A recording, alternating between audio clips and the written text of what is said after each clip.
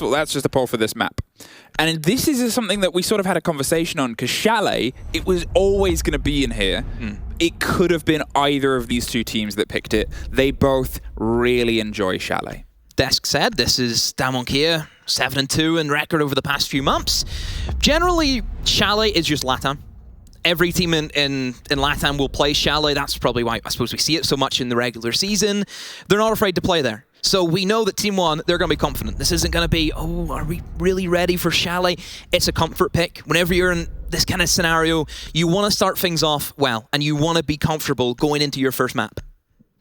It's worth also sort of citing, because although we can't get direct comparisons on these two teams, that's what sort of makes us really exciting as a series. Haven't played each other. They haven't played each other. For all the hype that we've talked about these two teams over the previous tournaments, they haven't played each other, but they have played a lot of interregional games against each other. Generally, Team 1 have a much better history of playing against APAC. They've only lost it twice against CAG during Mexico and SI, both times on Oregon. They've actually taken a Chalet versus CAG on 7-4. They absolutely slapped Sandbox on Coast, so do not expect to see a Coastline against Team 1.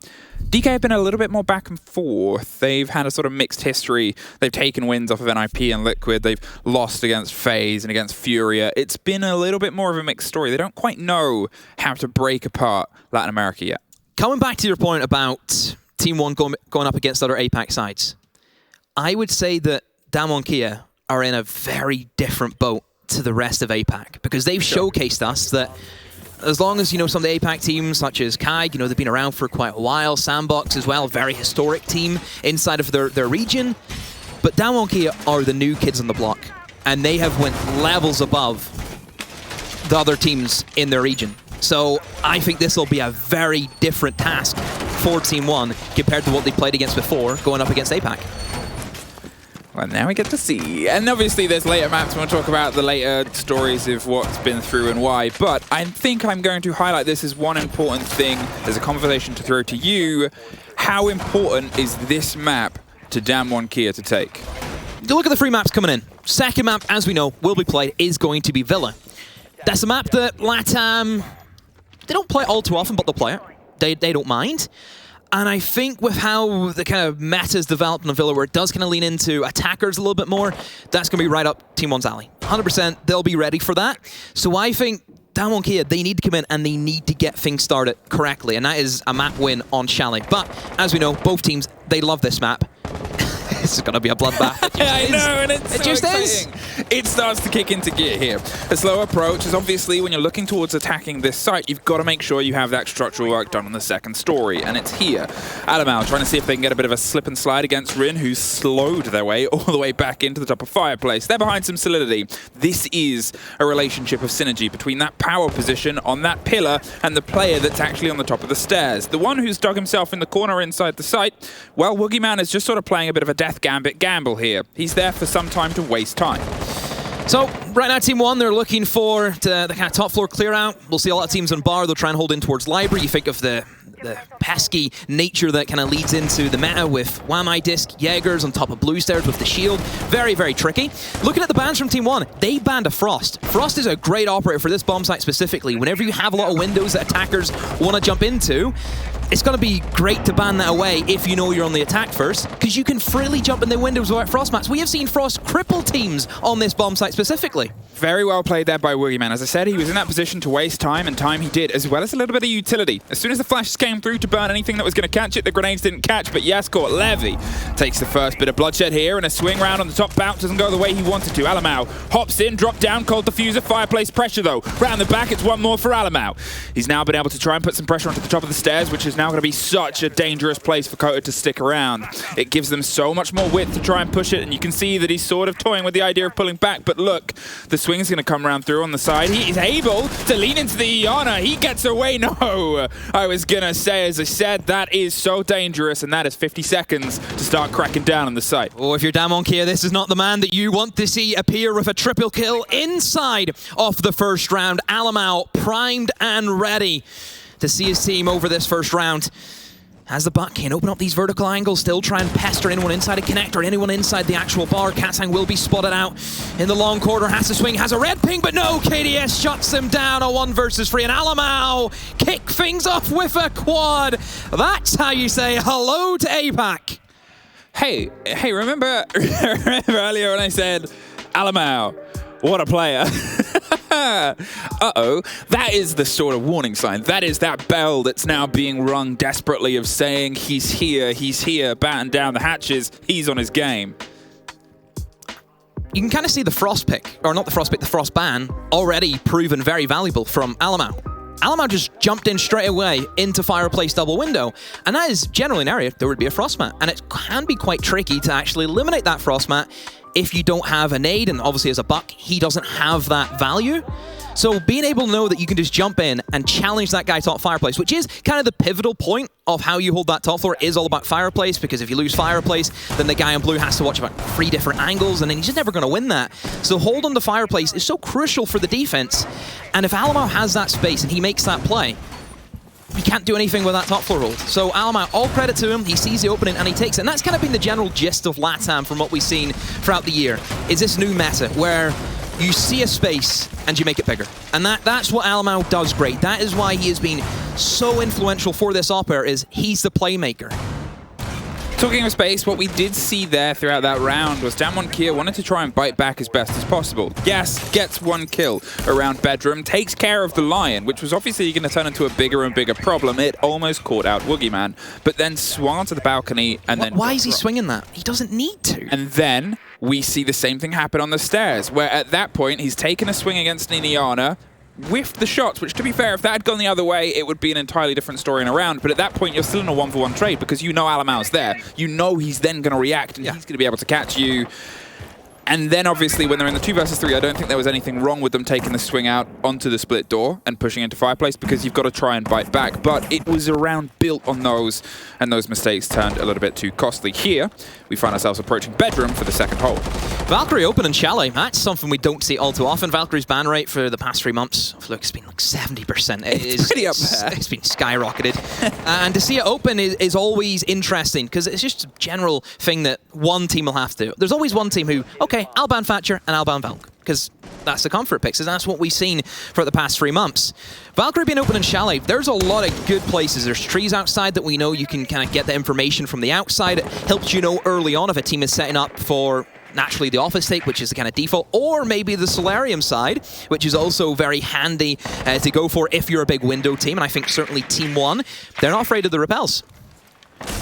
KDS is going to make the steady approach here from the library side as they sort of clear their way across. As soft clear a little bit. Yeah, it's a bit of a soft clear here. It's not going for the intense verticality, even though there are players from DAM1 underneath. You can sometimes focus on that west main, but it's safer to sort of do a bit of a hammer and anvil. Make sure you have some clarity inside library, go for the lockdown on the 2 staircases, and then push your way across that piano side, with the anvil being on the far side on those double windows, or potentially the big window on the Bedroom as well if you're feeling a little bit spicy. But here, they've been able to get themselves in, so far uncontested, but you're looking at a minute left. They've still got to burn their way through this wall, and there is still the danger player underneath. I like Cat saying the position he's in. They know they have information from the Valkyrie cameras. If KDS goes to the swing, they're going to know about it. And if you lose that Maverick on this top floor, could be in for a bit of a pickle if you're going up against mute jammers. And it looks as if though they've went with the option of Alamau going into lobby, bucking it from beneath. This is the thing about this bomb site, is the vertical game comes in very big for both sides. You can go below, you can root out defenders from certain positions. If you're a buck and Code, how is he allowed to stay on the breach? There's vertical holes right underneath him.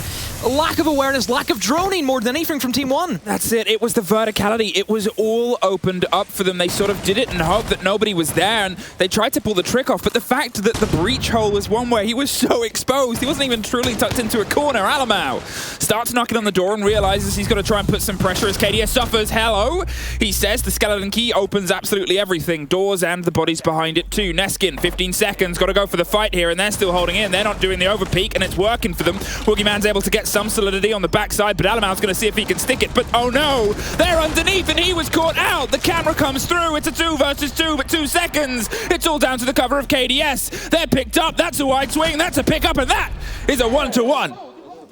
The information. The cameras coming in red, pings galore. They knew exactly where they were going to plant all the time in the world. Well, not really, but yes, in that environment, that 2 seconds before the plant gets down, you have more than enough time to make that happen. Wow, what a cluster of a post, well, not a post plant, just trying to get the plant down in general. A lot of things happened. I don't know if anyone missed that. There was still a Valkyrie kicking below inside a kitchen, leaving a Valkyrie down there where you know they're going to have the C4 or the impact. I actually think there was impacts for the Valkyrie that time. All credit to Alamau. He's the only one who caught on from his team that somebody was sniffing down there, and he was able to make that kill. In the end, it didn't matter. That's probably where Team 1, they didn't have the information. They didn't know where the last player was. Inside Piano, not a drone, nothing at all. And that cost them. It just proves that this is why you ban Valkyrie. This proves that it's so difficult. So this is this worry that we've often highlighted is it's that old little thought of how much can one player be that different? We're back to stage 1, Team 1. And that's not great because it's something where we've seen them push away from it. Let's look at Sweden. Let's look at Mexico mostly is kind of where we see this team kind of thrive, isn't it? But Sweden was where we sort of saw them diversify. And yeah, they didn't have the run that they had in Mexico, but a team like that, a team that has a superstar player, also needs growth across the rest of the board. Lagones had some great play there. Neskin as well was a name frequently popping up. Okay, we're 2 rounds into the first game of the day, but it's against a competitor that you're expecting to see frequently throughout this tournament, if not potentially at the very end of it. This game has a lot more weight than just being the opener of their group. We've seen a lot of teams go for a phase where they have one standout player, and we kind of sit and look and think, okay, if he's not showing up, who's going to do it? I think BDS was for a long time something that we fought. Obviously, Team 1, we fought the same about them. Oh, it's just Alamau, but then we've seen them change that in Mexico. Everyone stepped up. And I would say for DWG KIA, we can say the same for them, where typically it's Yas miles above everyone else. And for me, this was always going to be a big tournament to see, can everyone else step up? We know Yas is going to deliver. We know that. Maybe not a good example, because he has just died in the opening pick, but we know that he can just appear and just cause chaos. It's also worth sort of highlighting, I know it's nothing we've massively talked about, if you're unfamiliar with how Bank seems to function, attackers generally have a lean on. We're not going to give specific... Chalet? Chalet. Not Bank. Not Bank. Not yet. Well, no, not at all. And that, not at all. I really thought that would be the second map, but that's a whole other argument when we get to Villa. I don't know why that was left off. But anyway, Chalet, generally... attackers have had a better whiff of it across the board. Yeah. I'm not going to give a specific number because it's multi-region. It's pointless. Above 50% anyway. Above, everybody's above 50%. That tilts the scale. So. Yeah. And that's something where we've got to take it into consideration here. And that's one of the questions I have about DK at this point, because they're leaning into a lot of these early fights. And I'm wondering if the second round where they pulled themselves back a bit and they found some success, that pressure might be something that works a little bit better for them in the long run. I like the kind of strategy Team 1 are adapting here. It is going to be into a kitchen defense for DWG KIA, and typically this is one where you try and hold above and you kind of deny access to the attackers being able to go in and use the verticality. There's not very many areas you can sit that's safe inside a kitchen if there is top floor control, and Team 1, I think they've been shown too much respect.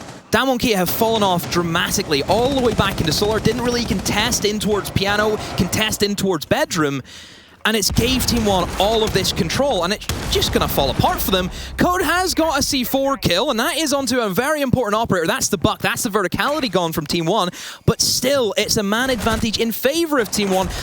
There's the pinch. This is what's going to happen. If you fall back and you give Team 1 this space, they will take it. This has been such a well-played information game, and this is one of the reasons that the attack is so good here, because it builds itself up. Oh! Oh! That was almost a hell of a triple kill to lock off the end of a round there with a handful of seconds and 2 bodies down. But not quite, doesn't quite get us all the way over there. As I was saying though, look at where the drones were. Look at all the catches that happened there. The great crossfire entirely, as you said, they gave them time. And Team 1 made use of that time. They had the setup coming across the board. For me, if I raised questions of we need to see more of them, they are responding now. They've warmed up into that round. You need to get in the faces of Team 1. You cannot give them their ideal strategy, because they'll tear you limb from limb. We know they'll do that. Their crossfires, I think the refrag, one of the strongest teams who can refrag each other, just left, right, and center, bang, bang, bang, bang, bang, kills galore. That is what they are great at. And if you're going to show them too much respect and you're going to back away and kind of a little bit scared into those challenges, it's not going to work for you. I think DWG KIA need to get right into the faces of Team 1. They need to get in, cause them issues. If you looked at that kind of attack from Team 1, nobody in office, nobody in piano, nobody was anywhere. They gave them it for free. You cannot do that on Chalet. Because of how the vertical action works, you need to try and slow them down. You need to. Look what happened whenever Team One were against the time. They literally lost their plant because they didn't have enough time, because they were put under pressure. Yep. And I think that's it. I think the clock is going to turn into something a little bit more impactful throughout this, but it's down to DWG KIA to see if they can find that reputable way to keep that pressure up, because it's a little bit of that unsettling balance. Obviously, in the very first round, I sort of highlighted that they would take one and then go for a second, and potentially that's where they could curb stuff, but they were always leaning into it. And the start was perfection. They've taken 2 of the 3 entries across the round so far, but if that's a game that Team One start to sort of peg into, as I said, that previous round, the Intel game was great. There was the catch upstairs in the bathroom that, again... Completely different to that last round. The round 2, wasn't it? Yeah. It was perfectly pitched and put together.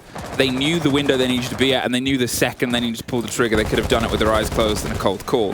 Neskin, he finds himself going for the approach here. There is, yet again, that player in the corner. I'm curious to see what adaptations Team One make to see if they can catch it. The first, and the most obvious, is Lion, very quickly removed from their starting 5. Yeah, didn't really get any value at the Lion, mostly because the Lion died straight away. This is much better from DWG KIA. Rin taking the fight, Woogieman taking the fight, and already there has been a flurry of kills, and it just keeps going. There's still 2 minutes on the clock, and Team One have just seemed to all jumped in and tried to get the refrags, but they've been punished. This is exactly the answer that DWG KIA needed to go for.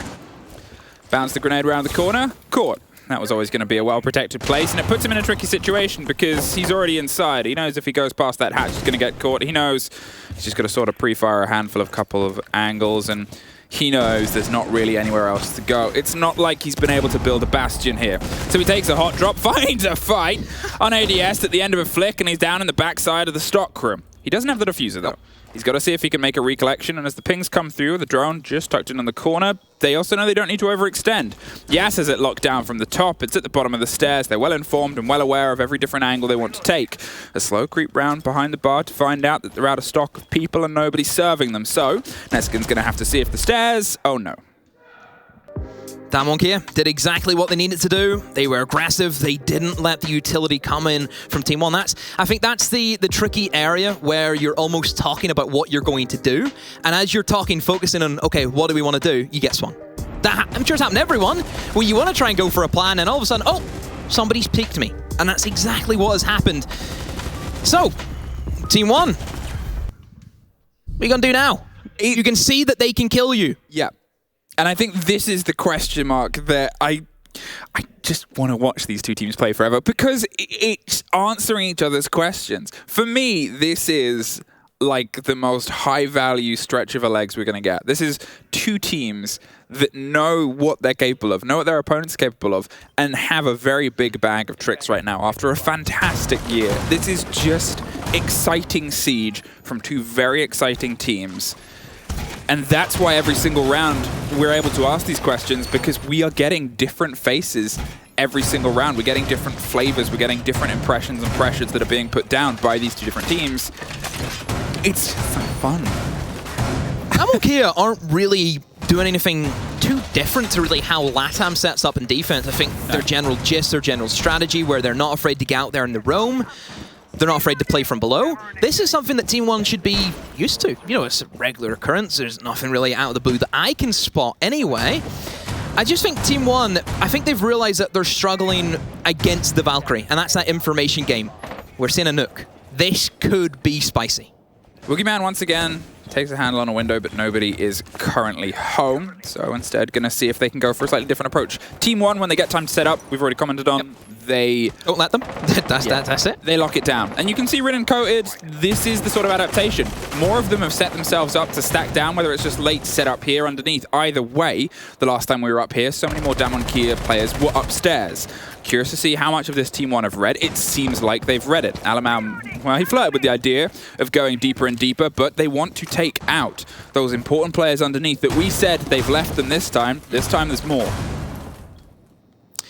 I am curious to see where KDS is going to try and come in from, because obviously the nuke is a big pick. You need to make it pay off. Nuke is selfish. It's a selfish operator. Look, it only benefits the person playing it, and you need to make up with kills for that. good loadout, has the nades, has that FMG9, very good in those kind of close quarter battles, which you will find yourself into if you are crouch walking and trying to get into the site just unknown to everyone else. And it looks as if they're almost trying to bait in DWG KIA as if maybe Team One are looking for Solar, maybe rotating in towards Kitchen. Whenever you hear Alamau with the buck, and that's kind of how Team One like to revolve their playstyle, is around Alamau, this is where KDS could slip in and just find a kill on somebody who's not ready for it. I think the drive of KDS right now, and my confusion, is why is he pushing from the default push? Why aren't they throwing him in as a wrench in the works deeper underneath? Why isn't he doing something a little bit more off the beaten track? What are they going to try and do with the approach? And is it because Alamau couldn't get a catch underneath? They've otherwise pulled some players away from that fight, and it's actually Alamau that suffers first. Katsang tried to step up to the medal and the mantle, but couldn't quite get the connection he wanted. Good change from Team One. Last time they lost a player from a defender just standing at the breach, so it's good to see that they've checked it this time, and they haven't lost anyone. So now we've got a minute to go, and not a single kill for either team at the moment.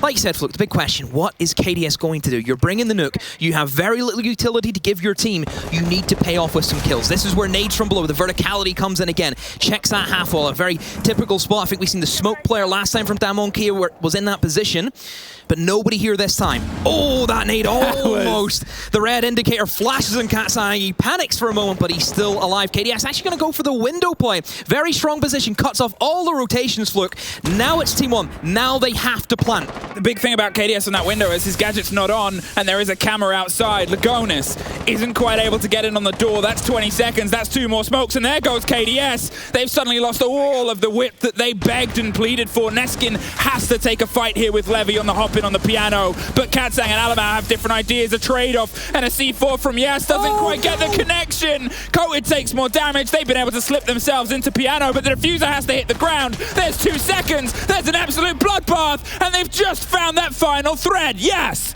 has a bit of a creep round. It's a stall, and it's a Levy clutch. Oh my goodness! A train steamrolls through the bedroom. Levy, my oh my. The LMG sings a sweet song, Fluke. My goodness, Team One, what a scrappy round. But they won't care. They will not care, Fluke, because every round right now in the attack is crucial for this side. There was a moment where it could have gone wrong for Team One, and that was obviously the second KDS hit the floor and the canisters were popping.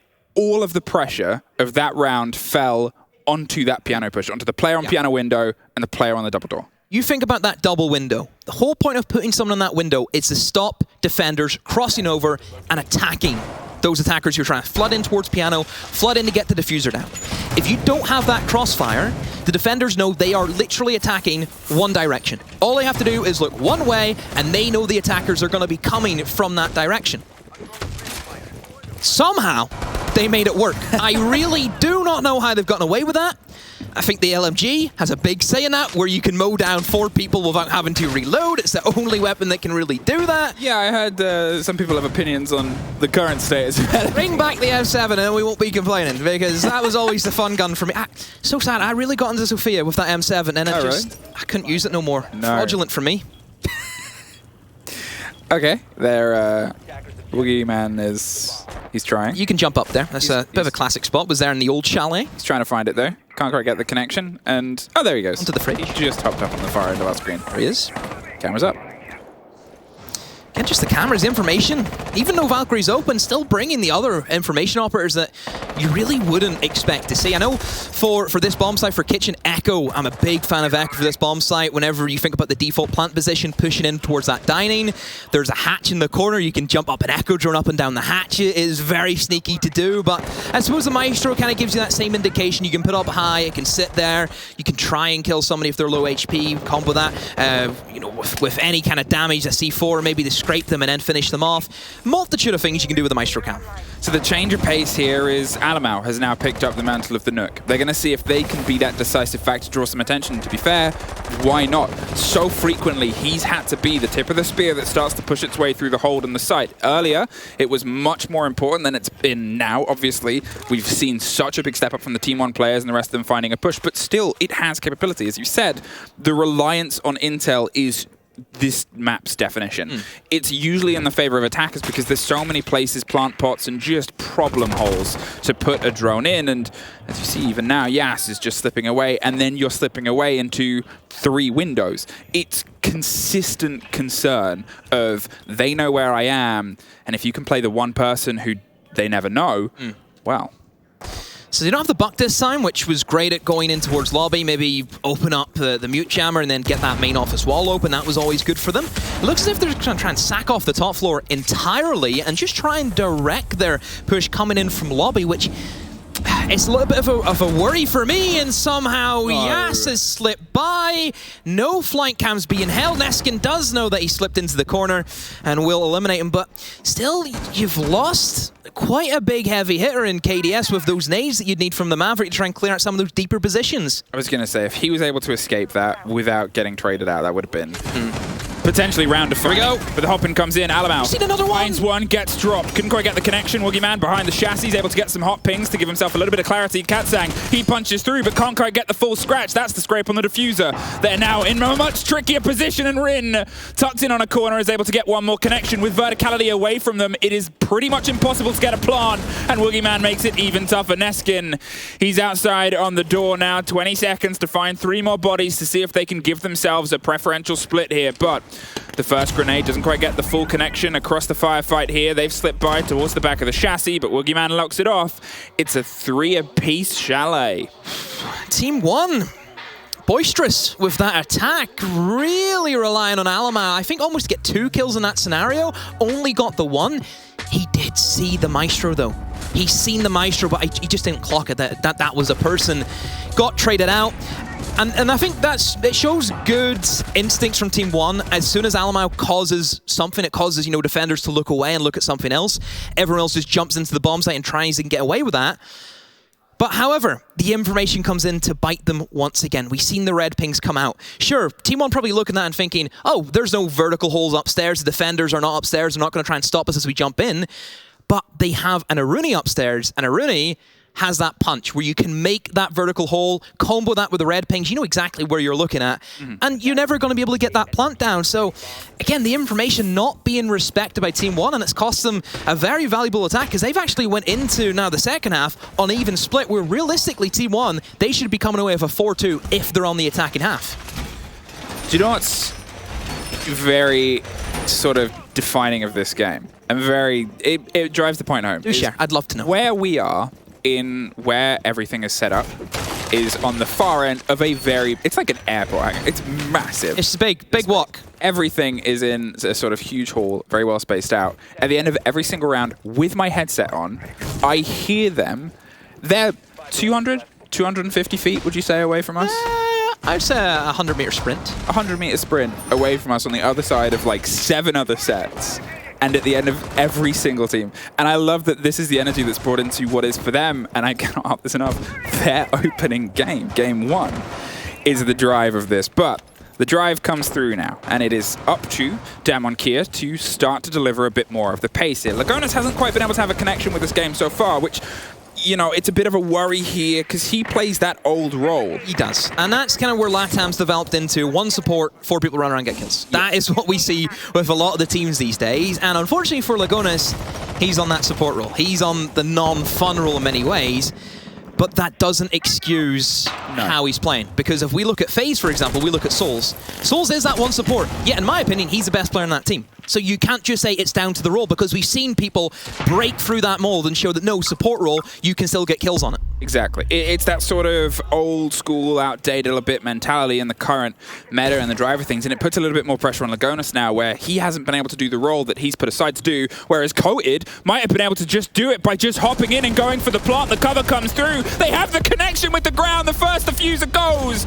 It's a bit of a strike back. They're able to take care of Rin on the far side in the small box room. Yas, though, has the cover outside, and suddenly Team 1 have all the pressure in the world to go for a retake. It was a freebie on the plant. want. And now they've just got to wait for the audio to come through. It's a bit of a clear as the pulse goes out around them. They have that Lion. They're making sure and showing just how it's done. There's 3 bodies on a single window. There's 1 less inside of it. And now they've got to see if they can try and get the retake too. DWG KIA, it wasn't just free real estate. It was a round handed and gifted to them.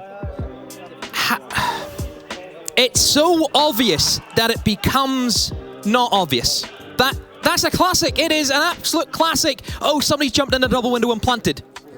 But you'd never think someone would do that because it's so easy to stop that, isn't it, Fluke? Jumping in a window and planting? No, you can't do that. There's a player in connector. There's a player in bar. You have upstairs hatch. You have everything to stop them from doing that. But because nobody actually does that, then you don't prepare for it. And then it's that kind of double bluff, that mentality factor where you're overthinking things. And it's worked out really well for DWG KIA. That is the one-round wonder, I call that, because that'll never be done again. That'll never happen. They can no longer go for those cheeky plants because now Team One, the ears will be up. They're ready. They've got the scanners ready to rock and roll. So, yeah, DWG KIA, they'll take what they can, and who knows, that could be a very important round. We might be sitting here looking at it, Fluke, and thinking, that's why Team One lost this map.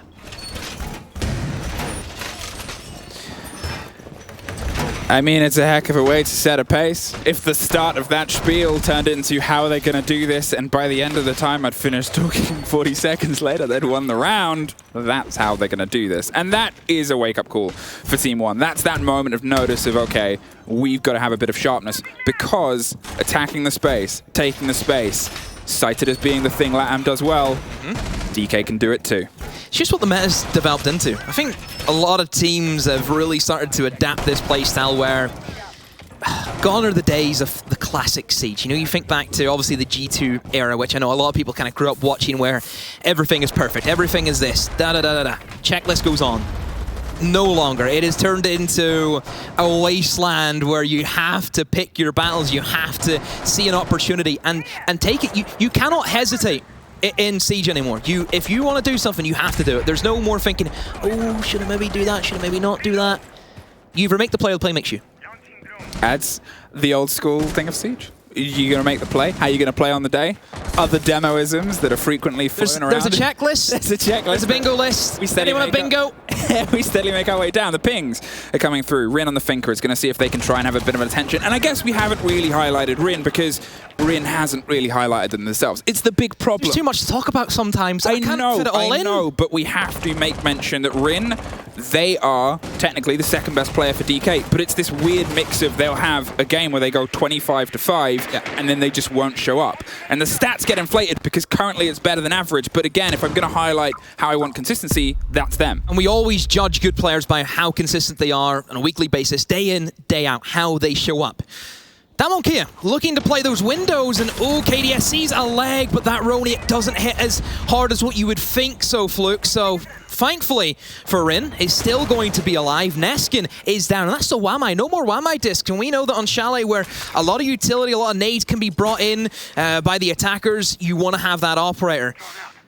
So, DWG KIA, you've got that opening pick. You're setting up still very nicely for this Solar take. We didn't really see T1 be interested in this side of the map at all, Fluke, but it can be very dangerous. A lot of windows, a lot of crossfires, more importantly, that you can establish, and it just kind of chokes the defenders out. You can't really move, and if you move, you're dead. I just think it's this very big split where we saw Lion try it on Team 1. It didn't quite have the connection. How? It's not going to have a connection. How's he winning that? Not going to have a connection the rest of this round either, as Alamau is able to do Alamau things and takes care of Woogieman. A big removal there as they lose that utility that's otherwise been a bit of a driving force. There is still quite a lot of utility in the pockets, and I think that's one of the things, if you're looking at that roster, and Rin, with the drive and the boost, is able to give them that lead in, that bit of pressure. There is still 3 Rotero drones as well. They can use it as a pressure. There's a pickup. Good refrag. That's what you need whenever you know there's still somebody lurking upstairs. Is Alamau really going to be ready for somebody else going up to try and look for him? Probably not. And Team 1 have just been picked apart. DWG KIA didn't even walk into the bomb site. All of their kills pretty much came from them sitting on a window and Team 1 walking into them. It's like Consulate. Oh, that makes me feel sad because I love that map. Did you? I love it. Just so good, so fun. It does. Fun. Okay, I think that's what kind of I enjoy about Chalet is it has all those aspects of the different ideas of different maps. It has the window plays where things can be a little bit off. It has it can be a little bit consular. It has the underground sort of tunnels that you can see on like Oregon, where you have those rotates that aren't as hefty as Villa, but you have those ideas. It has quick verticality play. Yeah. It just has a little bit of a lot of different maps, a lot of different flavors, which LATAM and DWG KIA are great at. Yeah, I was talking to you about this before. Chalet it's a map that suits every playstyle. If you want to play Anchor, you can play Anchor. You can just kind of seal yourself off and just set 5 people in sight. There's more than enough positions to do that. You can go for it. If you want to go for a roam, more than enough options to go for a roam game. Offsite holes, whatever you want to do. C4s from below, just try and hold below, leave the top floor open. Even for attackers as well. Like you mentioned, the window gameplay comes in, nades from below. You want to go direct on site, try and get a plant down, cover all these different angles. You can do it. It's a bag of tricks. Back to the top, and now for the first time this whole game we have a 2-round buffer, a 2-round difference and a slightly different drive that might be a bit of pressure that Team 1 haven't been on the other end of. Okay. He's seen the Valcam go out. He's seen the Valcam go out. That's big, because generally IQ is obviously going to be the biggest counter to Valkyrie, but fitting an IQ into the lineup at the moment is very tricky, mostly because IQ doesn't bring you any burns. You don't have anything to get rid of ADSs, anything to get rid of nades, and are you really going to maybe drop, I don't know, like Habana, who has those free flashbangs, drop the line, who has the free flashbangs, in favor of finding a Valcam? Probably not. It also becomes a conversation as well of, what are they used to? Do they expect the Nobody's used to Val. This exactly. Yeah. So you don't prepare. It's like the Mirror effect. Remember whenever Mirror was banned every single time and nobody played Mirror? Then Mirror started popping up and teams are like, oh, but we haven't prepared with Mirror. What do? We don't scrim with Mirror. We're just not going to play Mirror. We're going to play what we know, and we'll see if we can make it work instead. So that could be one of these problems that's coming into it, and they're sort of, although she's on the board and you have the idea to work with her, you're not going to bring an IQ to sort of battle against her, because to be honest, in most cases on this map, you can just huck a Valkyrie camera and you know it's going to go uncontested, because there's a lot of places, a lot of trees. Ooh, Alamau with the jump out through the bathroom, or maybe downstairs through West Main, but he gets the kill, gets straight out, as you would expect, but still eliminates Rin. Nades are gone, and it's going to be a big hit for the utility department for DWG KIA. KDS has been picked apart in that fireplace, a tricky position to play, a lot of crossfires you have to be aware of, and, well, he also goes down now. 3 versus 4, and Team 1 once again on the back foot. Where are Team 1 going to head? Are they going to try and play aggro? Going to try and get the kills back? It is something that they have the tendency to do, is whenever they're feeling a little bit low, they will go out and try and find something on the board. The E1D echoes across the top as the flashes start to try and burst and burn their way down the stairs itself. They have a bit of man advantage and they now have some of the verticalities, but there's still a lot left to do, and just about over a minute to do it in. You can see Team 1 are trying to reposition themselves, the players on the gate to buy some time, but it's Neskin. He's going for a big old journey, a bit of a holiday. It's 10 more seconds of running, but Yas, he has no idea. If this swings round the back, well, it's a twofer. There's one, there's the pickup. There's Neskin and Levy at the same time. We were even locked into one. There's at least one more. There's still a single player that's retaken the space in the mantle. I said they had a lot to do before. Now it's even more with less. 2v2. Diffuser in the hands of Coda will jump in towards Mud. Where's he going to go? Has 2 options. Can try and walk in towards Games, which is where Woogieman's going to be stationed on that double window, but no, slips in towards the bar. They're going to try and pinch Lagones. They know at least one player is going to be on the bomb site. Lagones stuck inside a connector. He's in an all right position right now, but has to win this engagement. Coded will try and dip and dive his way through. In, tries to land the shots, will get the wall bang onto him, and now all of it's down to Neskin. Diffuser's going to be planted inside a bar. I don't believe the hatch in bar was ever opened, and Neskin has to take the challenge. He has to try and retake. Running low on ammunition, Diffuser will get planted, sees the line, misses the shots. Goes for the reload now. Looking left, looking right. A lot of holes that he has to go up against, but the patience from DWG KIA is working very, very well for them. Has to take the plunge, has to take the fight. But look at this, the patience, not a single player's moving. Woogieman will now try and take the challenge in towards Connector. Neskin knows he's rotated in there, but it's a 1 versus 2. Has no idea where he wants to look, and eventually will fall. Wow, the patience in that post-plant fluke. That's unbelievable. I mean, he knew where he needed to be. He chose the one place he would have been fine from the swing. You saw Neskin, he did technically everything right. Oh, it didn't move once. He just nerves of steel. Exactly. And I think at the main point there as well, when you're looking at how they went for the plant, where they decided to try and stick it, how the retake almost defined everything. Yeah. That's what I want to get into. That shouldn't happen. You have that man advantage, you have top floor control, and I would say fairly early on. It's not as if you're running on fumes in terms of time. If you're DWG KIA, and obviously you're going to study your opponents, you should know that Team 1, whenever things are not going well for them, they'll try desperation plays, they'll try and retake, they'll try and get kills back to give themselves a fighting chance. There wasn't a flank cam looking towards the solar stairs. There wasn't a flank cam in lobby stairs. Why? Why is there no flank cams? That's Siege 101. It is that worrying concern. It is. And it's exactly the things that we said about Team 1.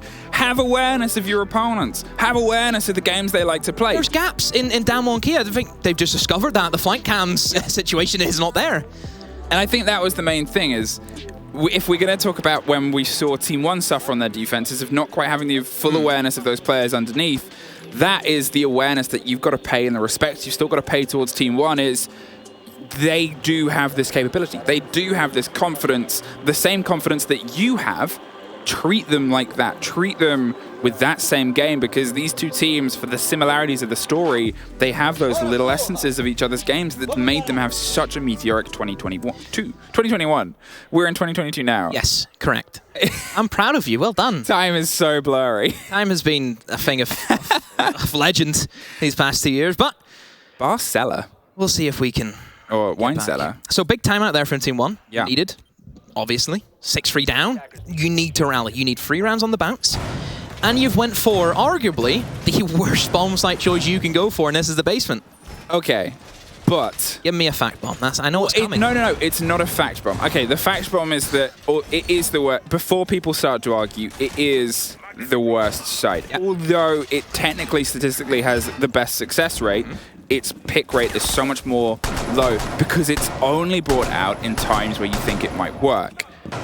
That is why at this... It's a one-and-done bomb site, isn't it? Exactly. So you're looking at DK. You're looking at a team that aggressively has been able to find their way into the space, but hasn't quite had the awareness to get the rest of the pickups on the lockdown. You're looking at a team that sees a gap and punishes it. So why not try the site that, apart from a big blow of that verticality, has a lot of solid, has a lot of walls, has a lot of doors that they've got to be forced through. It's the most roamer-friendly bomb site because it's downstairs, the attackers have to go through a lot of phases. Where this is where I think hard breach really comes into play. It's naturally you've got, what, 6 walls that you ideally want to try and open one of them's outside, which is always going to be a bonus. So that kind of opens things up for the roamers to really have a lot of fun. You have those 2 floors, you can get out and about, you can really do the damage. If you leave maybe the dining hatch open, that even puts more pressure onto the attackers. And I think, naturally, if you're DWG KIA and you know Team 1, they're going to go for the roam game, it forces you to attack them. I don't think DWG KIA can get away with only pushing the bomb site. They need to take the challenges, and that's what Team 1 want them to do. Team 1 want to abuse the fact that the drone work hasn't been the greatest from DWG KIA. And that's exactly the point, is although, okay, there's other sites where you can go for a little bit of a quick approach if you're playing a big roam game. We saw it in the opening round, but you gotta be so much noisier. You can't just hop a double window and be planting behind a little bit of safety. This is an open door. They have full awareness. You can't play those games. And this is a bomb site where you choose if you want to go for snowmobile or wine. Yes. There is no in between. You cannot split push. You either commit to one or the other. And as soon as the team knows you're going to commit, like they're doing right now, they should be onto it. But under the cover, the smoke to diffuser is going to go down. Lagonis with a C4 catches it in time. Oh my goodness. Lagonis, we said he was having a rocky game, but makes up for it big time in that scenario. This is it. They couldn't quite get it in. Suddenly Rins come down on the side of blue, but it's Levy out the top floor, drops the one on the bottom rope. Now it's a 4 versus nobody. Team 1, what they needed was that solidity. What they needed were them walls, and what they had was a gift of them making a lot of noise on that approach from DWG KIA's side. They find a breath. They've got to take as much in because they're still submerged for another 2 rounds. Oh, Lagonis. You have no idea how close that was. Only about a second left before that diffuser went down, and that's whenever the mayhem ensues, and very difficult retake as well. If that diffuser gets planted right in the open, look, we know that. We've seen many of a defender try to swing into open angles, and you're just going to get shut down. So, yeah, very fortunate that Lagonis was there at the right moment. But, again, a little bit strange from DWG KIA. We kind of mentioned that the first attack that they did, it was a very quick kind of snatch and grab, hit and run tactic, and they've tried it again. Team One, like we mentioned, after that first round that happened to them on their defense, they'd be ready for that. Yeah, oh, entirely. And I think that's the thing now, is Team One needed a success more than anything. And that is, for me, what that site offers. Hey, remember when I said that long old spiel about this map has a lot of flavors of different other maps? For me, that bottom bit gives me that little bit of Villa taste, where it is solid. It's heavier. There's a lot of stoic stuff, and if you're entering, you're making a hell of a lot of noise. And there's also a lot of space for roamers if they want to play. If you're on that site, that's 2 stories of big clear. That's a lot of places for them to try and dig their way through before they hit that hefty set of walls. That is also obviously where we're heading next. That's where T1 think that they might be able to have a little bit more of a difference maker against DWG KIA. And if that's a sign of things to come, yeah, okay, it's not a one-for-one translation, but it does give you a little bit more of a hope onto T1's game on that map. That might be the only one they need. 2 more rounds, and we're in OT. Last time this was defended by Team One, they just kind of threw themselves at the mercy of DWG KIA most of the time, didn't they? They were swinging onto people on rappels, and any window they could find, they were sticking their head out of it. And it cost them. DWG KIA won this bomb site without actually entering the bomb site. They just got picked up a few kills, and that was home and dry. Team One, will they make that same mistake, or will they respect the window gameplay that will surely come in from DWG KIA? They're setting up the exact same way. You've got Yas over towards Solar. Rain's going to try and get towards those bathroom windows more than likely in the kind of later stages. DWG KIA, they're big fans of this kind of Solarium side, aren't they? Wanting to push in and create those crossfires, pinch out anyone who may be located there. They have the nades to back it up, and you can definitely make an argument why they want to go for that. Here comes Kudit with a diffuser, so he's probably looking to try and get in towards that Solarium, push down in towards maybe the trophy stairs, and more than likely, I think a kitchen is kind of what they're aiming for, not the regular dining. So we're off the beaten track a little bit. I love that play. They just absolutely tear through 2 stories to get that claw, and then they make sure that they can get that wall. Oh, no. Great play. Alamau had it covered almost. Should be dead, but... Saw the width of a tracer there, Woogieman from range, and is actually looking for the fight with the MPX. Was curious. Stop this man. He was curious about taking a fight that last time we were here, he won. Last time we were here, he was able to get himself into a situation once again where he bit back, bit harder, and broke them off the back of anything that they were trying to do on the far side of the site hold. Here, there's now 2 stacked onto those big sunny Solarium stairs. Can they make anything shine? Unfortunately, no. Yas gets knocked down by Alamau, who is still causing so many problems. He should be dead by now. There should be a nade at his feet. There should be so many amount of utility being tossed at him. Eventually will get refragged and run straight in towards the bathroom.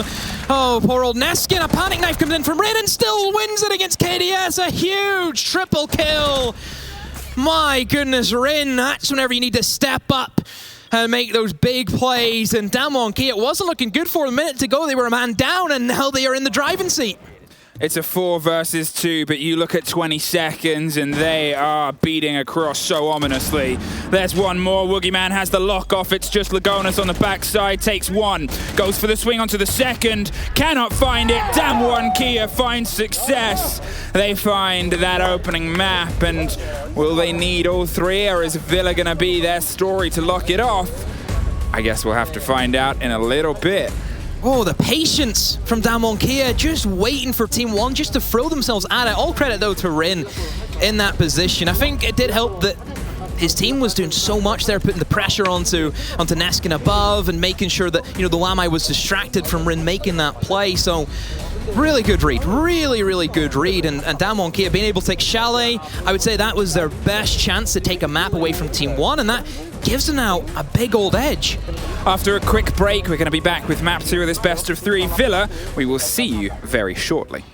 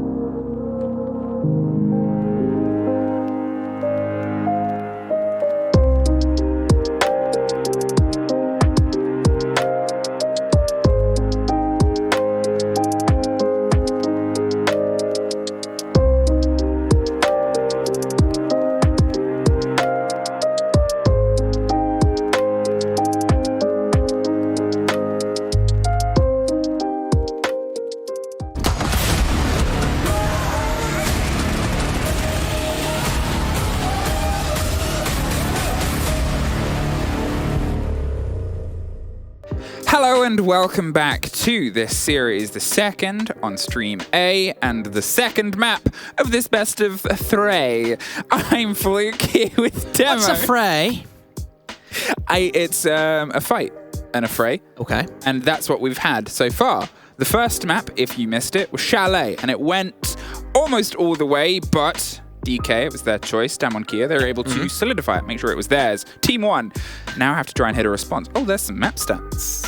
Yeah, so as you can see in Team 1, free players not stepping up to the mark really at all. 4 kills for KDS, 4 kills for Neskin, 4 kills for Lagones. I think Lagones was, you can understand on his role. I know we kind of made the argument saying maybe, but definitely KDS and Neskin, they're supposed to be up there with Alamau, with Lavi. You cannot just rely on Alamau. And even Alamau, I think as he kind of got across to the defensive half, kind of fell off also. We didn't really see the same kills coming in apart from that quad kill in the very first round. I think it becomes one of these conversations as well, is we said that Alamau is sometimes the shining light for the team, and he showed up massive at the beginning, but you look at the first half, and if Lagonis' role is to get the plant down and play support, no plants, no ability to get to the objective. Is this because of the walls that oNe KIA were putting up, that they forced it to end up being gunfights with the trust, that they as a roster of 5 are more confident across the board at getting that solidity? Are we now heading into Villa, heading into Team 1's choice, a map that is arguably in some people's books more objective focused for some teams than Chalet is and can be, something where maybe we'll start to see Lagonis pop off a little bit more, which might help the burden of the rest of Team 1? Villa is kind of developed into much more of a frag-heavy map. I think it's kind of gone are the days of defender-sided. It's a brick wall, it's Fort Knox, you're not getting through those walls. And we've actually got to the stage where defenders will open up walls for the attackers. You think of AVG, for example, generally the first kind of bomb site we go to, you'll open up that study wall. That's where you kind of head to, and you'll try and play very aggressive. I think that helps a lot more whenever teams are developed into, you know, the kind of pushes where you move in towards red stairs, try and plant that zombie door in towards the kind of little vault corner. So that helps you a lot with the control. I think it's just developed more into defenders not wanting to give the attackers the space. And because the attackers don't have the space, they realize that, oh, if we can't have the space, we can't open walls. What's the point of bringing a hard breacher? Let's just kill them all. And that's where we're at. We're a more frag-heavy Villa. You don't necessarily even need hard breach anymore for this map.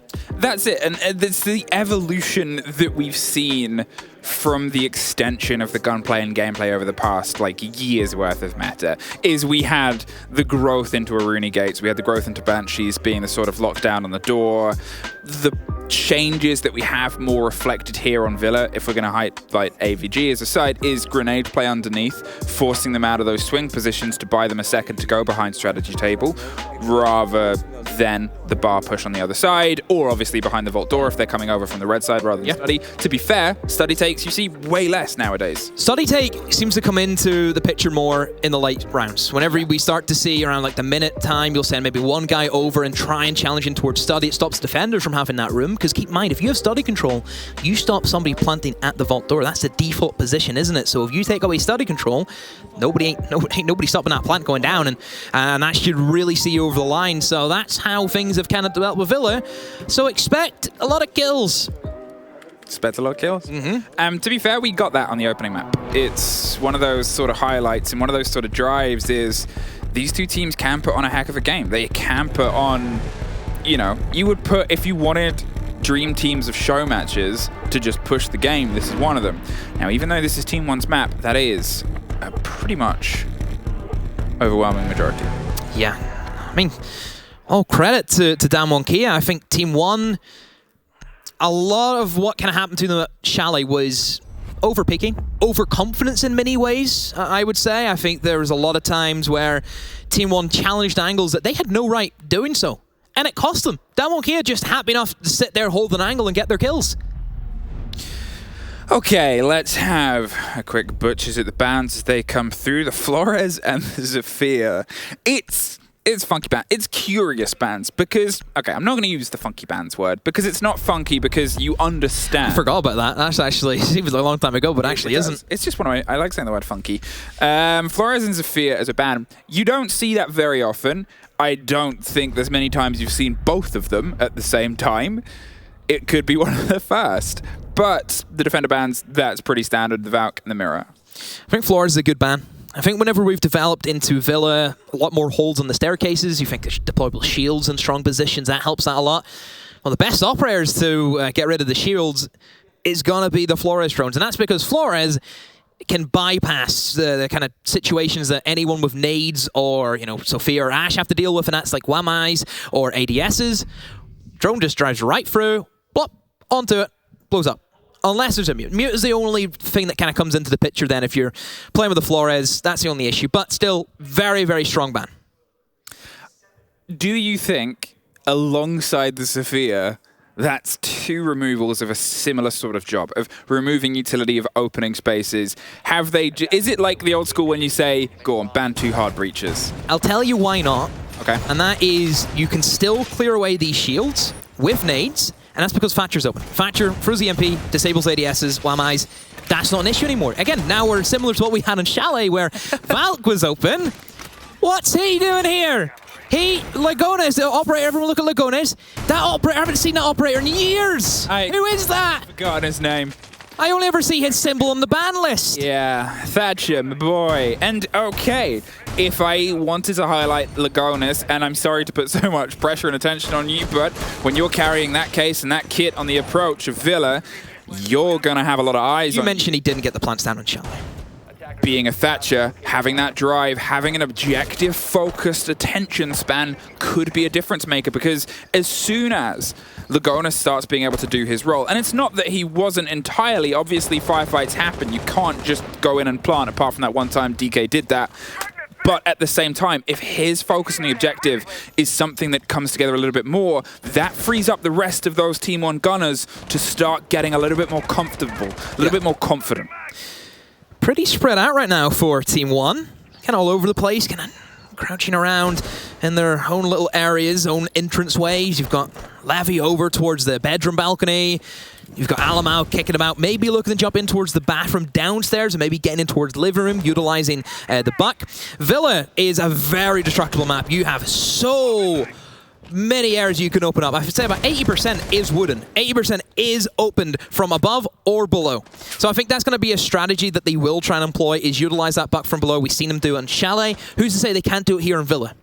I think that's entirely it, is you can get a lot of vertical control, you can get a lot of a lockdown. Yes, what are you thinking about doing? Well, it's to study those. We call pulling an Alamau. Exactly.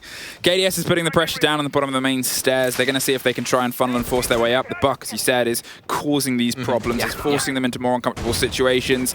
They're trying to limit the play space and the players they can be in. Thatcher, hopefully the nade will follow in now from Naskin and also KDS from below. And it doesn't matter how many Wamais or ADSs you have, Thatcher will just disable them.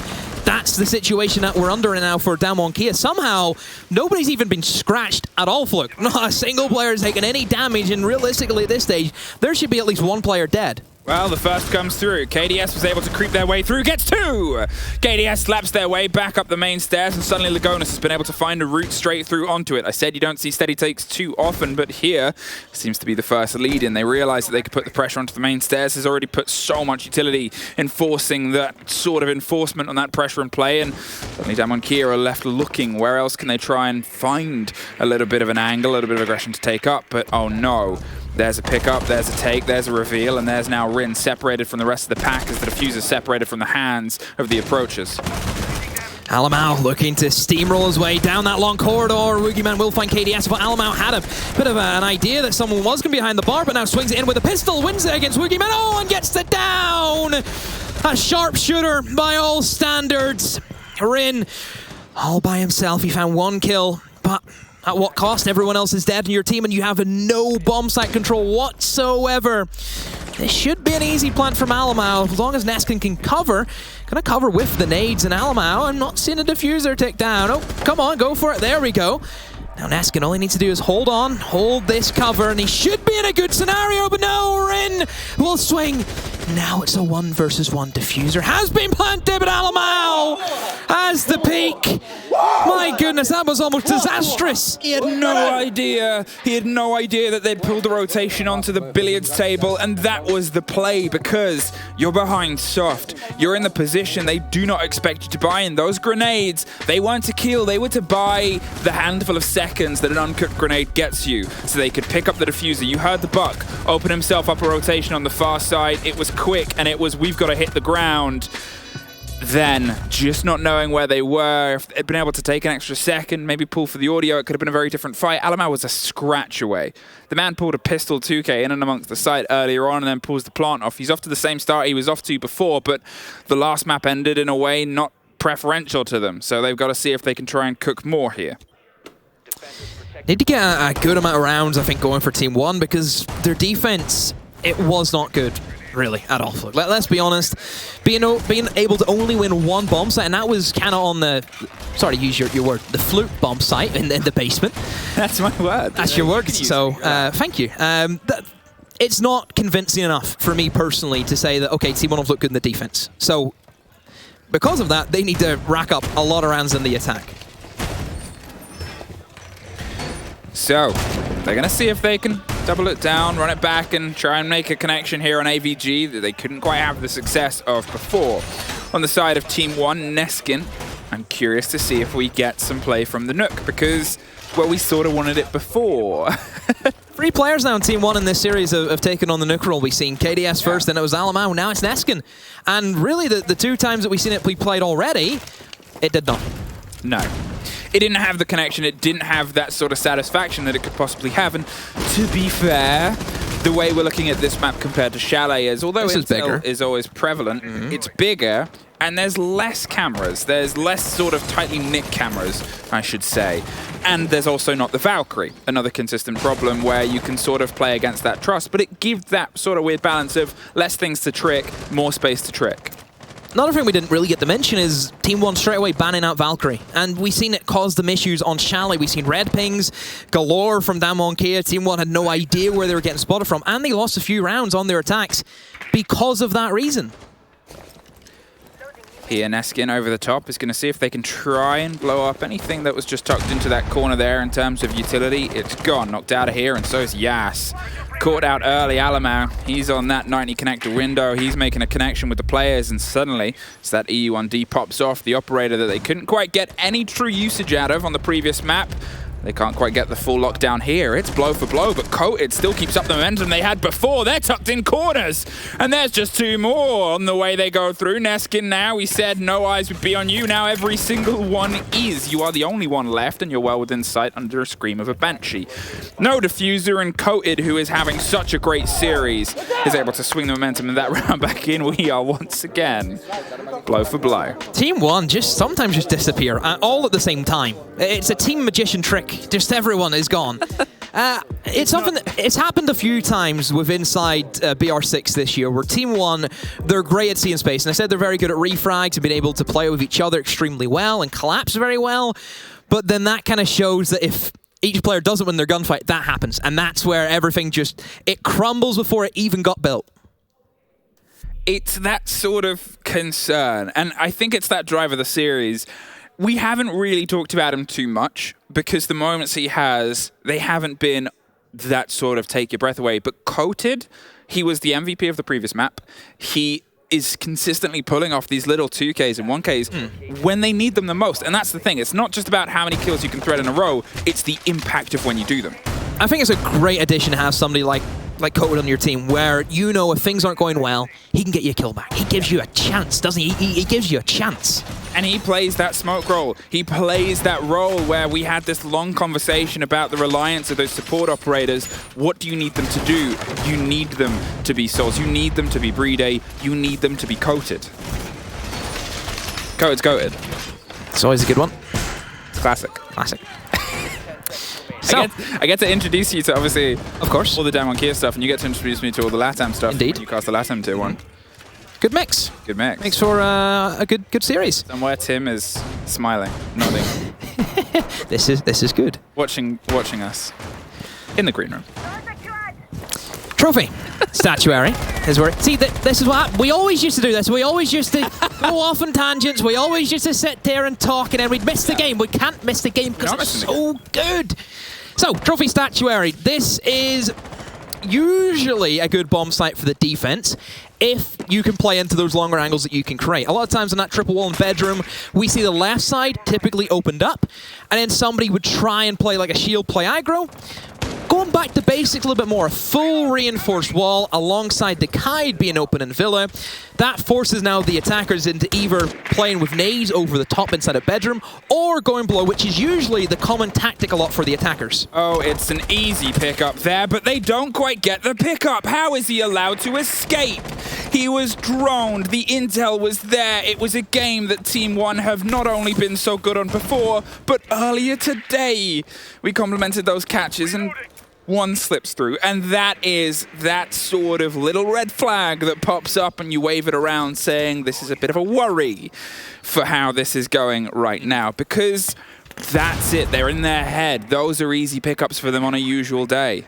You get one chance. You get one chance in your matches to make sure you can play as best you can, and letting that slip past, look, honestly, it shouldn't happen. That guy should be dead every day of the week.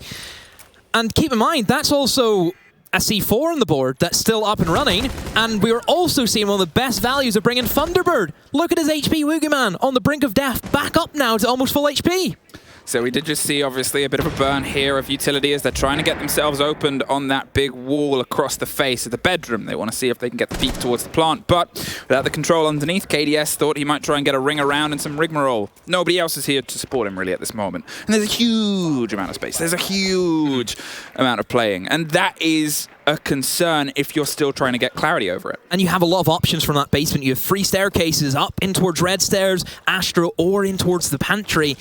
So many options for KDS. Looks like he's going to go for red stairs, going to try and maybe attack them from another direction. As you can see, a lot of Team 1 pushing in towards that bedroom.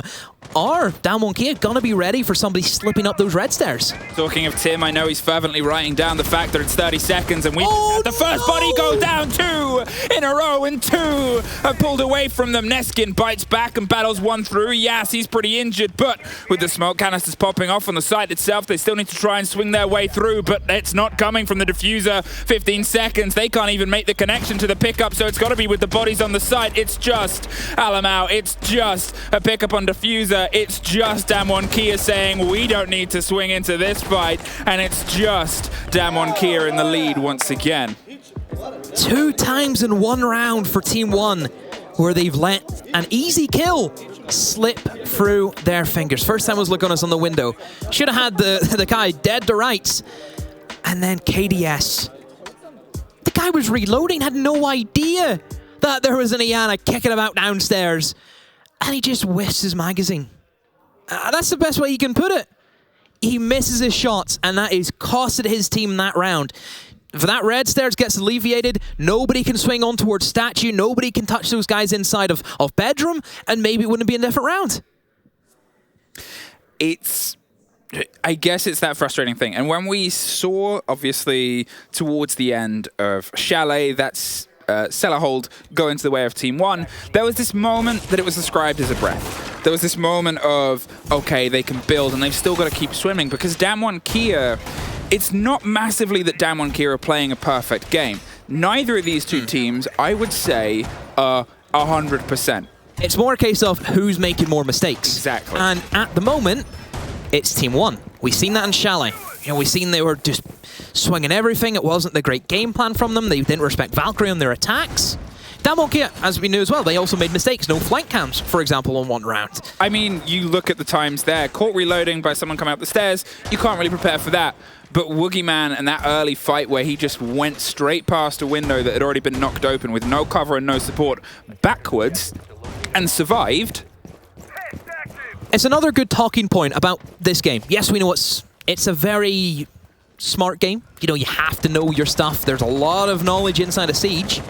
But at the end of the day, it's an FPS. Yep. You have to be able to shoot straight. And if you can't do that, it doesn't matter how much of a genius you are, you can't kill people, you're not winning. That's the hard truth about it. Now, before I get this wrong, I'm just going to very quickly, and you can correct me on this, the way this works in the group stage is it's obviously a best of 3. You get the full 3 points if you 2-0 your opponents. Correct. If you win a 2-1, you only get 2 points. Correct. And the losing team get the 1 point for the 1 map. Correct. So it is so important to try and prevent, at this point, Team 1 suffering a 2-0, because if that happens, they not only don't get anything for the efforts, but they also watch DWG KIA jump a full point higher than they otherwise would have been for just a 2-map win. And you always want to start off your journey in the right way, don't you? Want to try and set the best possible way that you can start. You want that. And for DWG KIA, it's a 2-0. It's going in there, doing the job, getting the 3 points and walking away, ready for the next game. That was close. That was very close. Neskin and Boogeyman, a separation of a single soft wall. KDS is coming around on the backside, though, and I don't know if they truly know, but the flash comes through, and there goes Neskin. Boogeyman pushed back, bit back, and Yas now has the cover and support. They've been able to strike just as Team 1 came on the approach, and it's something you highlighted before. Do not let them get comfortable. Oh, they're so uncomfy. KDS is swinging and burring through every single bit of that ballast wall, but they pull back. DWG KIA, they have the cover, they have the escape, they have themselves out of there.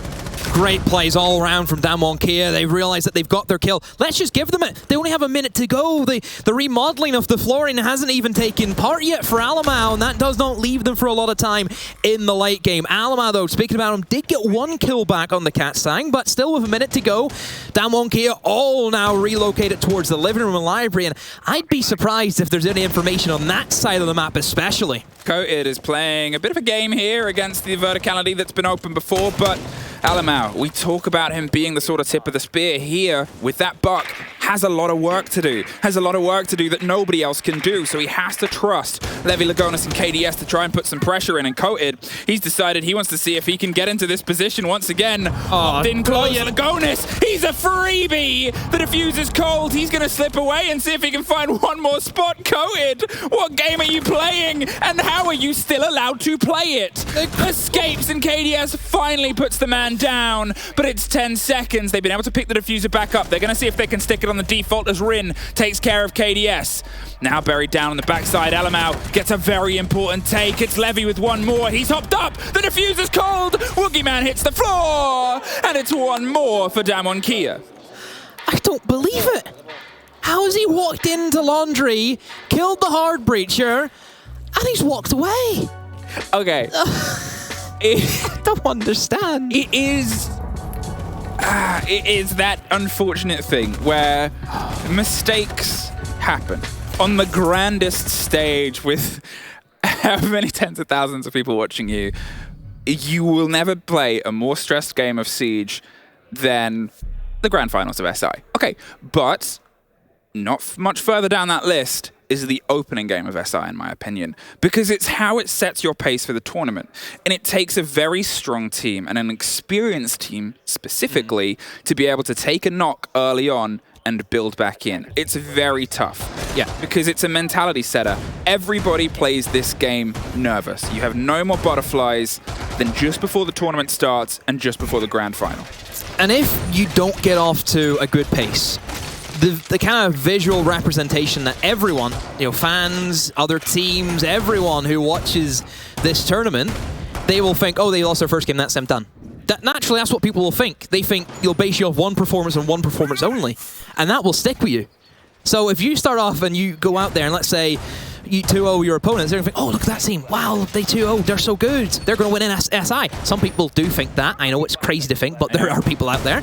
And yeah, it's all about getting off to the right foot. And for Team 1 right now, it is not looking good for Villa. I've mentioned before, Villa attacks, you should be winning a lot more than what Team 1 are doing right now.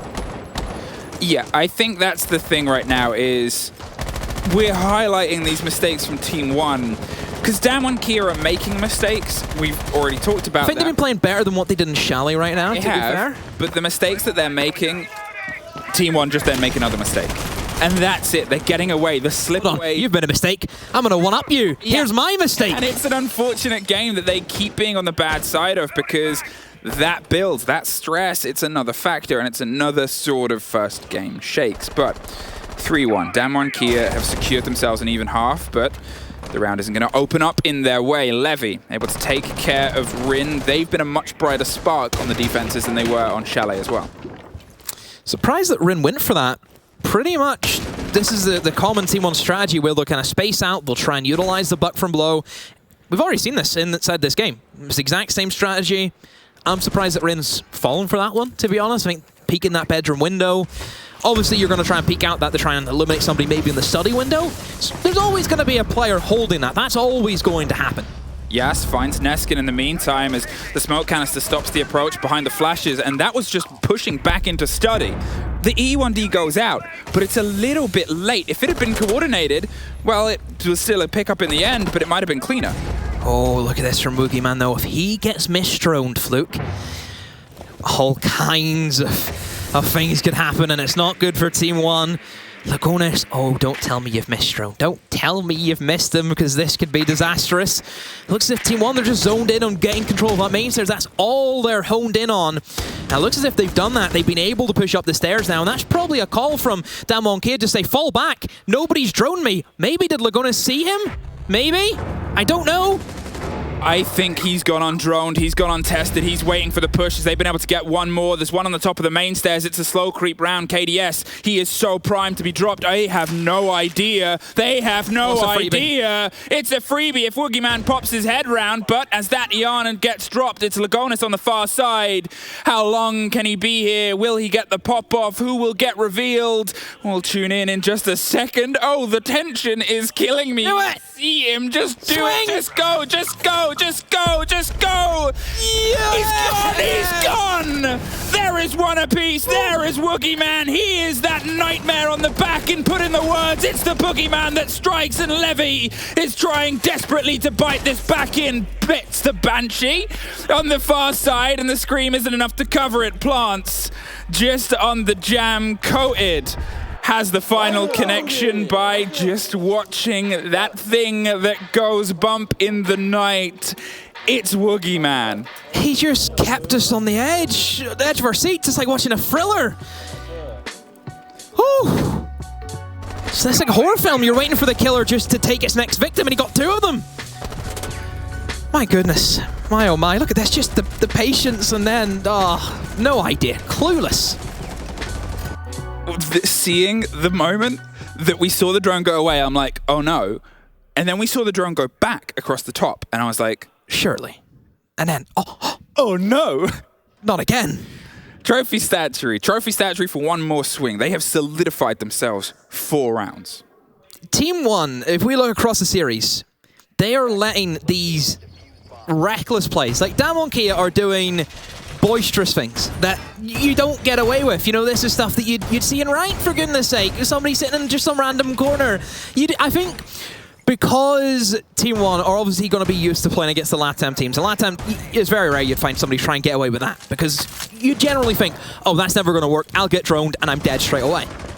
But I said it before about the APAC teams, and I think we've seen it as well from, like, Cyclops, for example. They sit in some weird places, some weird stuff you'd think, oh, if you're going to die if you sit there.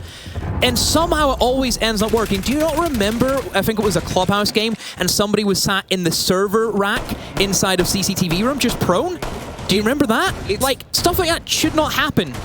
Yet it is, and Team 1 are just being caught completely by surprise by it. Woogieman has gone 10-1.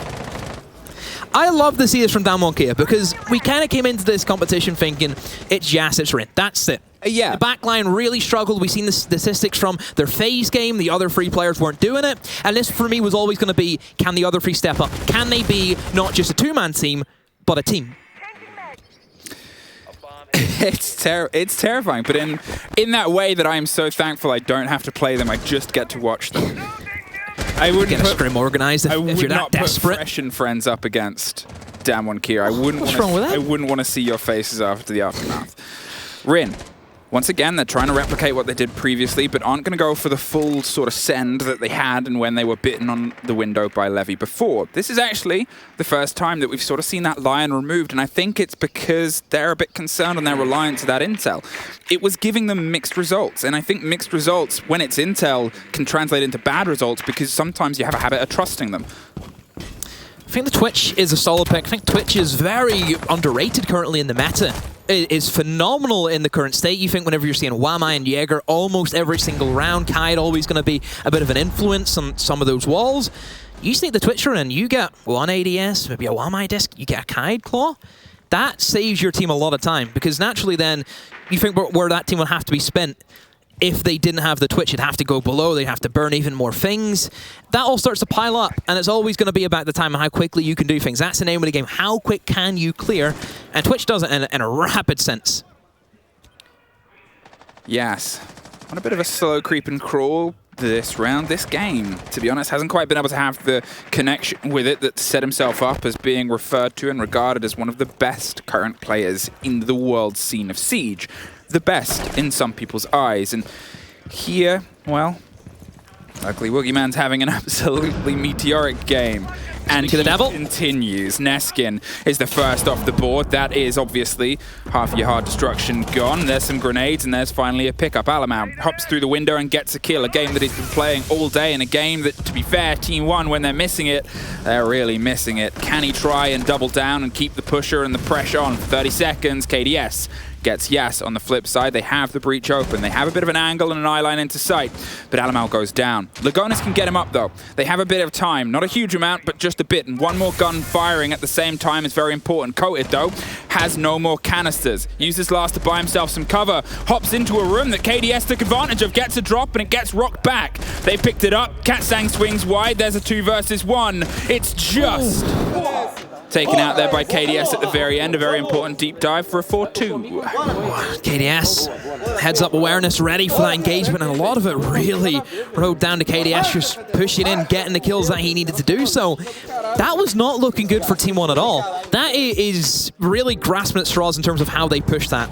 Their main idea was to kind of cover a lot of areas. They really kind of forfeited Astro control entirely, but that's because they wanted to hone in towards Bedroom and hone in towards the top of Red Stairs, pushing towards Trophy and Statuary. Their whole kind of goal, I think, was to eliminate the Kaid Claw that was on the triple wall. They got a Twitch drone in. Twitch drone didn't get the Kaid Claw, did not find it in time. Then they started tossing nades in. Did you see they tried to toss the nades in, get rid of the Kaid Claw? Still couldn't get it. And then they're stuck there with no wall being opened, and they're pushing into doorways. You push into doorways, it's just a one-on-one gunfight, and there is no way that you can control somebody just swinging you out of nowhere. And they're very, very fortunate that, I think, in that element, KDS was able to get his frags. When we had the turn and a half before, it opened with a set pace by Damwon Kia getting the diffuser down on an entirely vacant site. And then it started this conversation we had, if you somehow missed it, of where can Team 1 build some success? Well, it is not going to be on sites like that. And this is Villa. This is where they were able to find their only bit of glory on the previous map, was that lockdown underneath. Villa offered a lot more of that. Villa offers a lot more growth of that. And theoretically, Damwon Kia aren't going to be able to pull some of those quick trick surprises, which works a bit in the favor of Team 1, putting some distance back in. You can't do it on this bomb site specifically. I know you could probably try and get away with it maybe on like the kitchen bomb site. We've seen pantry rushes before that's happened, but I think... The very rare library. Yes, but I think for this bomb site specifically, you have to play it as you need to. You need to be able to clear away things. There's no real easy way into the bomb site.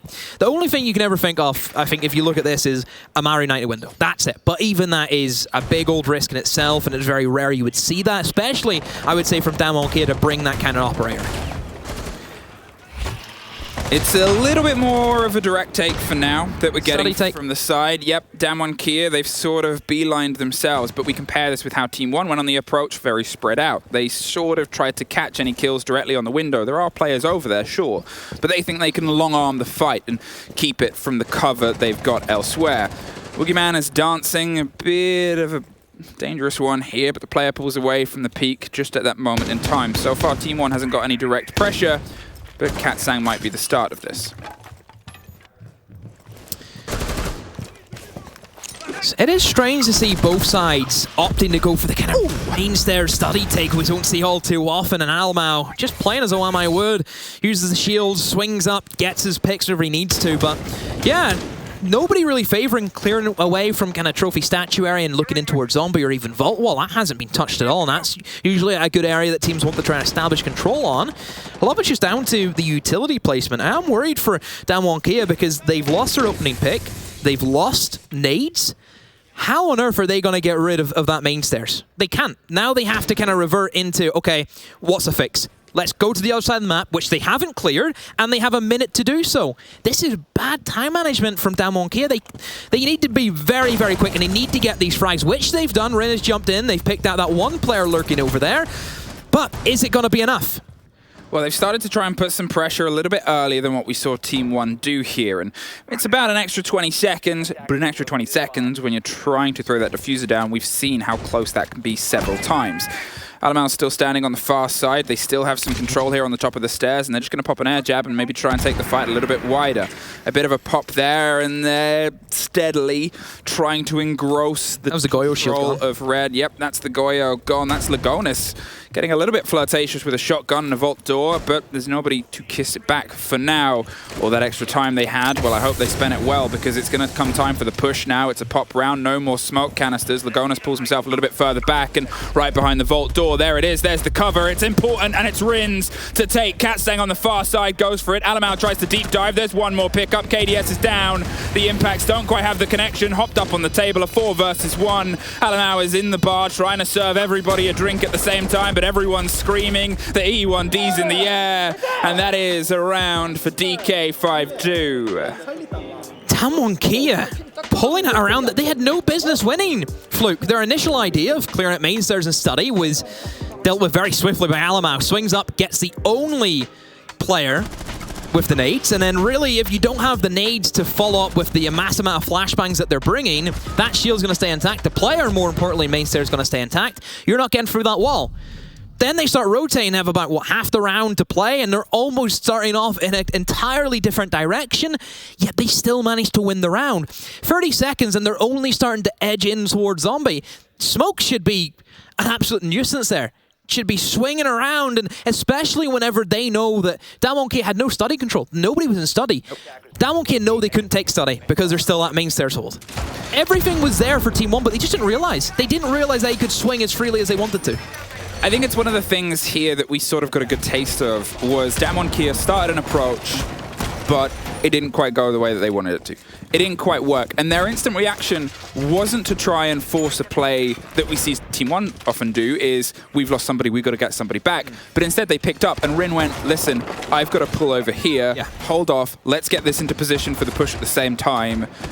20 seconds, but it came together with 2 kills. I think you have to ask more from Alamal in that scenario, because if you look at where kind of Damwon Kia were situated, 2 people in zombie door, 1 planting, 1 cover, and then other 2 people towards study, 1 in the window, 1 pushing up the main stairs.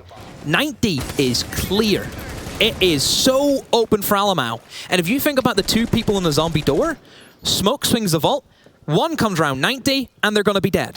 How do you not have this sort of awareness again, this intel game that's still so consistent that Damwon Kia, I mean, at least Lagonis has pulled away at this point, but that could have been twice that sort of played together. That could have been 2 moments where they were pulled apart. And that's the Pulse. Pulse, I love this pick. What a good operator for Kitchen. You have so much information. Another opening pick will go in favor of Damwon Kia.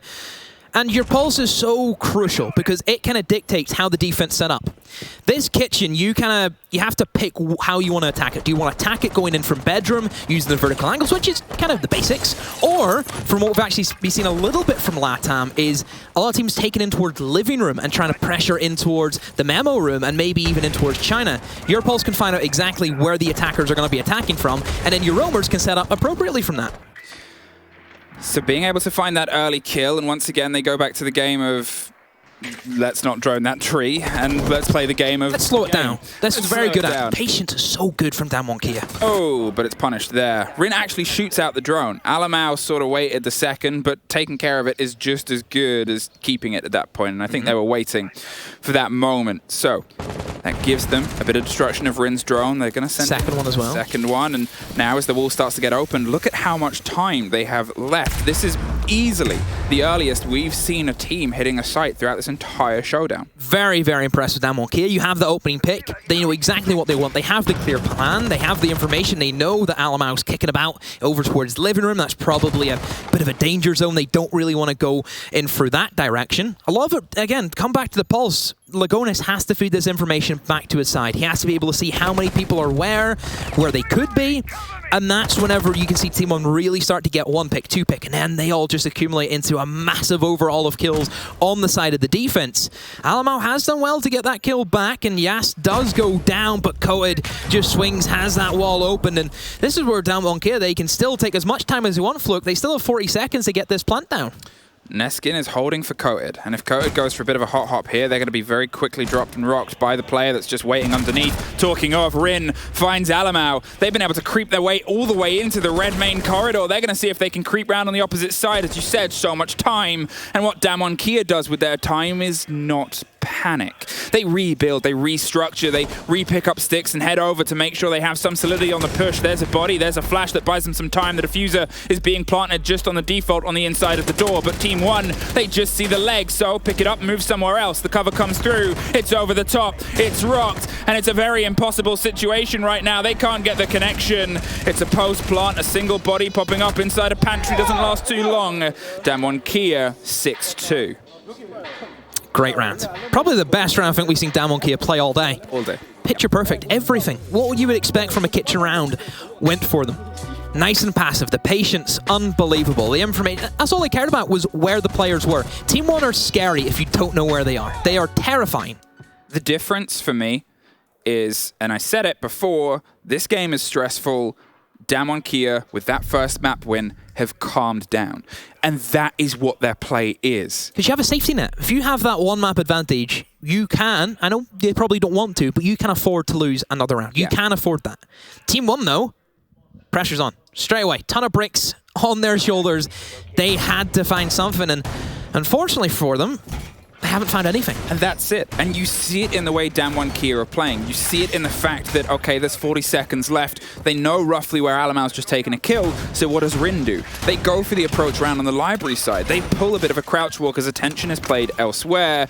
They don't overextend. They don't go, this has happened here, so we need to hit this site and rock it. It's this confidence of a roster that's done that tough thing of win your opening map on your opening game. They've done that tough thing of win a map on your opening day, which if you don't, that's a big, big mental block until the end of the day where you have this moment to team talk, wash off the day, go, it wasn't our day today, lads. We'll hit it tomorrow. Yeah, obviously, please, everyone keep in mind, this is only day one. There is a lot more games to come, more chances for teams to redeem themselves, how their first day matches maybe have went. So it's not, don't write teams off, because a lot can change in a short space of time. And there's an old saying I like to go for, Fluke. Oh, you like to go for a lot of old sayings, but hit me with this one. Doesn't matter how you've played throughout the week or how you've played before. It all depends on how you play on the day. And that is what it all comes down to. And in this tournament where it is a bit, stamina based, you're playing a lot of Siege in a very short space of time. You don't know how your mood's going to change from day to day. Nobody can control that. DK. One round separates them from a 2-0 and a full fat 3 points for their opener here against another tournament favorite. And so far, they have definitely been the favorites today. They've been able to put a little bit more of a distance here onto Villa, and I think for all the times that we've said both teams were making mistakes, Damwon Kia cooling down a little bit, finding some calm, has definitely started to cook a much nicer, tastier round and map for them. Can they build here as they look for the opening fight? Woogieman slides just a little bit to the side, hasn't been able to have the impact so far on the attack, but to be fair, is still 11-2. Thought you were about to start going slide to the left. Slide to the right. Oh, there's a kill. Here comes utility. This is a difference, because last time, that fight went an entirely different way. Damwon Kia, they picked up a new lesson, they found a new energy, and what it's done is lead to, okay, we can try and take this in a slightly different approach. They're not going to get away this time. Yeah, just the control from Damwon Kia. They know exactly what they want. I think they are great at just discovering, okay, we want this, we're going to take this. And they do it consistently. That's the thing. It's not just, oh, they say they want to do it and they have to switch their plans. They follow through. Yep. They are decisive with what they want to take. And that decisiveness, that confidence in a 5-person roster, that is something that what we have from Team One right now, just isn't quite coming together. Team One can't quite get the connection in every single player, and there's a couple of connections that goes across the board. A trade comes out. Neskin goes down, but it's at the cost of the Thatcher. Katsang is taken out of the mix at the meantime. KDS is holding on to 90, and Lagonis is playing a little bit more aggressively. But the canister pops quite early. KDS will get droned out in towards 90. It was a bit of an area that I kind of mentioned, DWG KIA. They left quite open for Team One, and certainly something that they could have abused, but Team One never really caught on to that idea, and this time Bryn is ready for it, was sniffing over towards that 90 to try and hold it down, and Alamau maybe looking for the crouch up, but I think just waiting for the meantime. Lagonis, look at the position he's in, Fluke, though. He's lying ready. Oh, no! Oh, what's going on? Was that a stab? Is that what they went for? I have no idea, but it still ended up with DWG KIA coming out on top in the kill department. A 1 versus 2, KDS all by himself. No! Save it! How have DWG KIA got away with that? My, oh my! APAC are here, APAC are ready! What a way to kick things off for DWG KIA. I cannot paint that game in a